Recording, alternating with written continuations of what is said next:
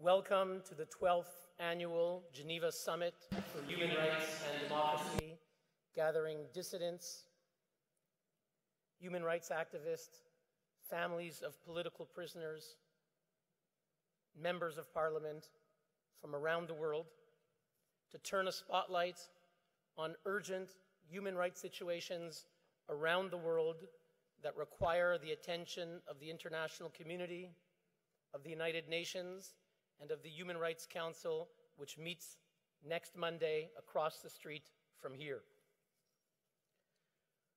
I want to thank the 25 NGO co-sponsors of the Geneva Summit Coalition, many of whom are here with us today, whose contributions ensured that we have the incredible panel of speakers that you will hear from very shortly. Today you will hear testimony from people who have sacrificed so much for the cause of fundamental human rights for their people, who have paid, in some cases, the ultimate price.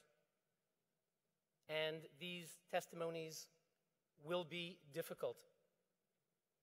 These are stories that are hard to hear about oppression, persecution, imprisonment, torture, in some cases, family members who've been killed. And it's easy and quite natural to become sad and to be depressed, and that's normal.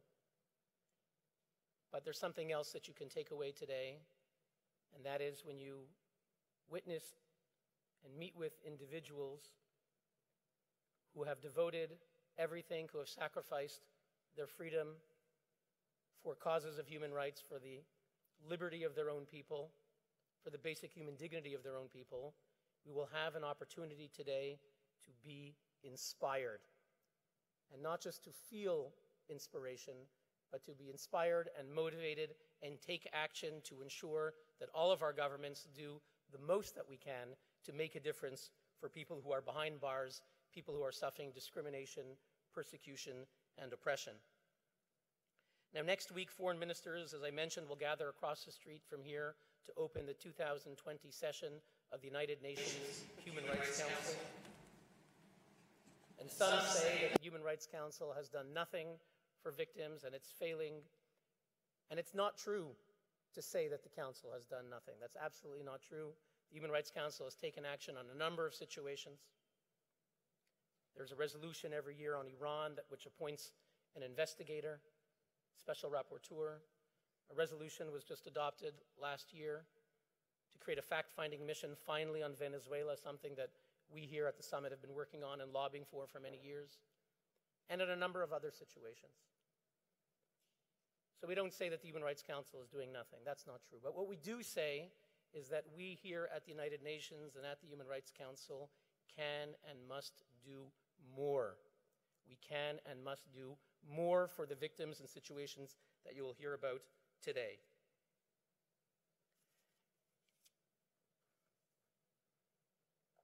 And so we need the voices of the speakers that we've brought today. We need the voices when we think about Iran, where some 1,500 protesters were slaughtered in the streets of Iran. Their only crime was peacefully protesting, calling for human rights and democracy in Tehran and Isfahan and Shiraz and other cities. And when the United Nations in this situation did nothing, there was no emergency session by the Human Rights Council here in Geneva, nor by the General Assembly, nor by the Security Council in New York. The United Nations in this case failed. And that's why we need to hear from Kaveh Shahruz, a courageous voice who calls out the inaction of our world leaders who too often are complicit as apologists for the regime.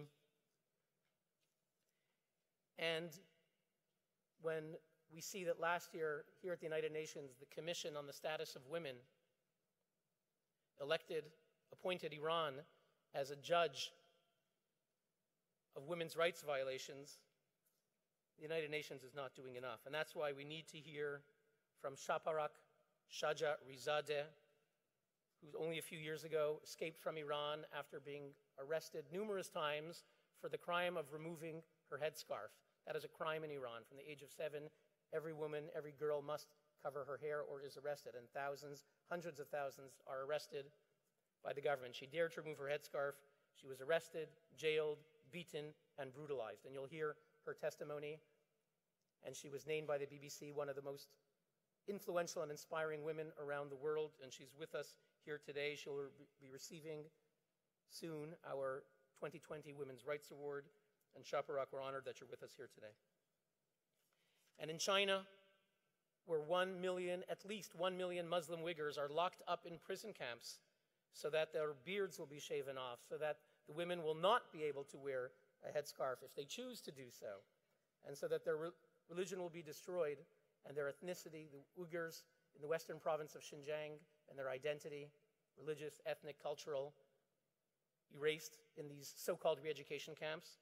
And when all of this is happening, sadly, here at the Human Rights Council at the United Nations, there's never been a single resolution, a single urgent session, a single commission of inquiry for people now locked up in camps because of their ethnic, religious, and cultural identity. And my friends, I'm sad to say, but it's even worse. And I'm embarrassed to be holding here a document that was published by the United Nations this summer, dated 9 August 2019.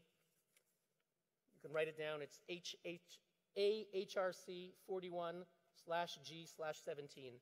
If I didn't see it myself, I would think this is fictional. This is a letter signed by 50 ambassadors to the Human Rights Council here in Geneva. 50 ambassadors. Here are their signatures. And I want to tell you what this letter says. I'm just going to make 3 quotes. It's about the situation of the Uyghurs and what China is doing to these Muslims. And I quote, this is what the letter says. Mr. President, Madam High Commissioner, we commend China's remarkable achievements in the field of human rights. And then they talk about Xinjiang. China has undertaken counter-terrorism measures in Xinjiang. And one of these so-called separatists is the father of Juhur Ilham, from whom we'll hear shortly, who won the EU Sakharov Prize, who's in prison because he dared to speak out for the rights of the Uyghurs. And in this letter, these are called de-radicalization measures. And the letter says, now safety and security has returned to Xinjiang, and the fundamental human rights of people of all ethnic groups are safeguarded, and people there enjoy a stronger sense of happiness, fulfillment, and security.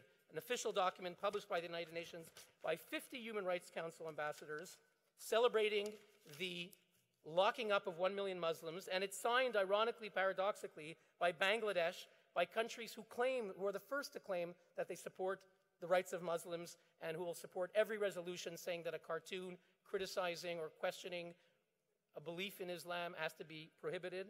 These are the ambassadors who signed. Bangladesh, Cuba, North Korea, Egypt, Eritrea, Iran, Iraq, they signed this letter. Russia, Saudi Arabia, Syria, Venezuela, Yemen. The hypocrisy, the cynicism is literally unfathomable.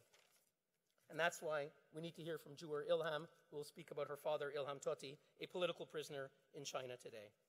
And we need to hear about Pakistan. A member of the Human Rights Council has never been addressed here. We will hear from Peter Bhatti. His brother, Shahbaz Bhatti, was assassinated. He was the first Christian minister in Pakistan, a minister who spoke out for minorities. That was his mandate. He dared to speak out for Asia Bibi, a Christian mother of 5, sentenced to death for blasphemy, and he was assassinated. He knew he was in Canada, and he told Professor Kotler, who's with us here today, former Justice Minister of Canada, he said, if I go back, I know I will be assassinated, but I must go back to my people. And sadly, he was killed, and we'll hear from his brother shortly. And when Russia in New York sits on the United Nations committee that oversees the work of human rights NGOs, the NGOs who are co-sponsoring this coalition, who have UN accreditation, Russia is a sponsor, and yet we have Lyubov Sobol, leading Russian anti-corruption activist, considered one of the opposition leaders in Russia today. She's repeatedly arrested, courageous person. Another woman named by BBC as one of the 100 inspiring and influential women of the world. She's with us here today, and we need to hear her voice. And when Qatar is a member of the Human Rights Council, obliged to uphold the highest standards of human rights, we need to hear from Pete Pattison, who's come here from Nepal, an international labor rights photojournalist who is spotlighting the tens of thousands of migrant workers who are building the arenas for the World Cup to take place in Qatar and who are treated as slave laborers. We need to hear from Pete Pattison.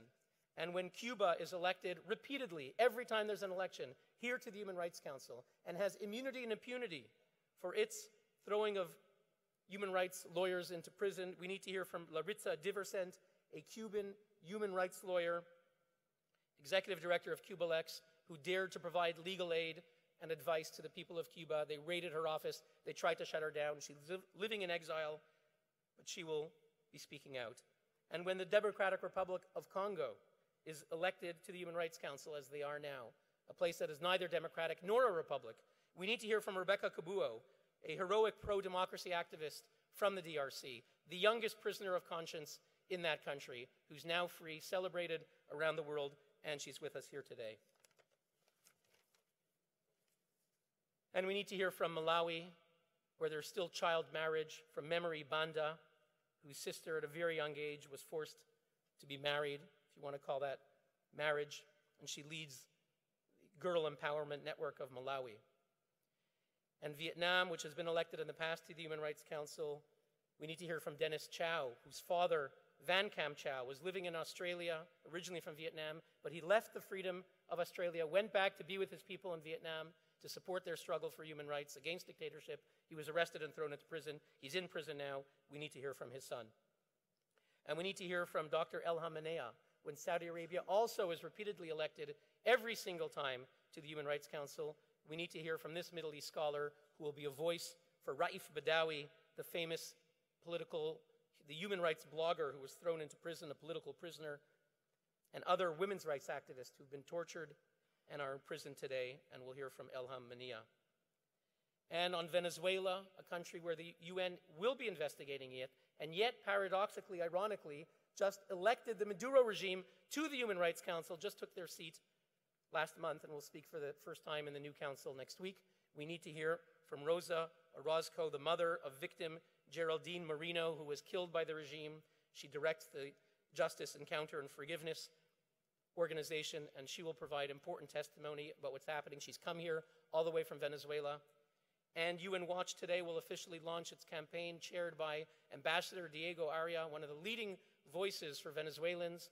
He is the former ambassador to the UN before the Chavez era, and Maduro, former president of the United Nations Security Council, and he will be launching the campaign to expel the Maduro regime.